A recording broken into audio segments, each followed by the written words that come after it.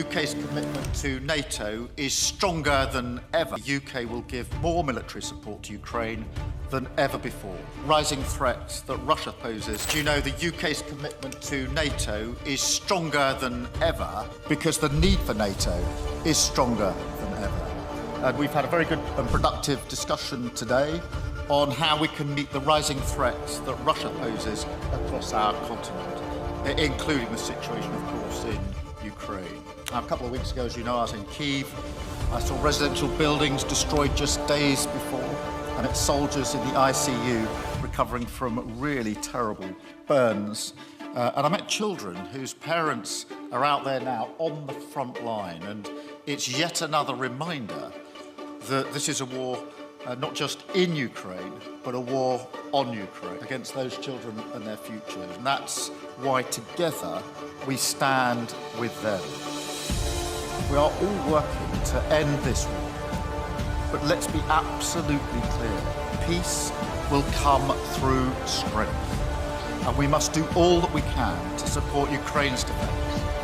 That means stabilising the front line, providing the kit and training that they need. And that's why this year the UK will give more military support to Ukraine than ever before. We need to see all allies stepping up, particularly in Europe. President Trump has threatened more sanctions on Russia, and it's clear that that's got Putin rattled. We know that he's worried about the state of the Russian economy.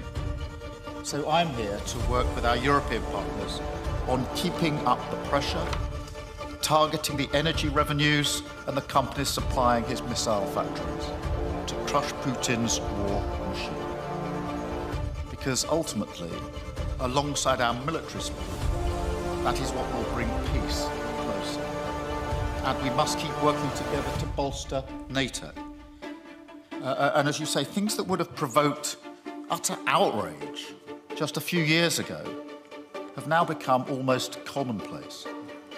Russian spy ships loitering off the British coast, a campaign of sabotage across Europe, cyber attacks, election interference, and attempted assassinations. Russia is seeking to destabilise our continent and target our values. So we should still be outraged, and we must harden European defence. In the UK, we're proud to be a leading NATO ally, part of the forward land forces, helping to police our skies and patrol our seas. Our defence spending is, of course, 2.3% of GDP now, and we're working hard to set the path to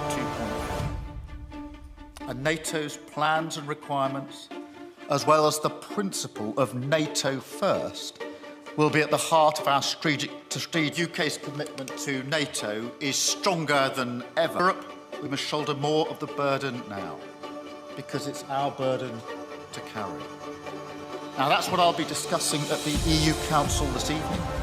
We want to deliver an ambitious UK-EU security partnership to bolster NATO, covering military technology and R&D, improving the mobility of forces across Europe, protecting our critical infrastructure, and deepening our industrial collaboration to increase defence production.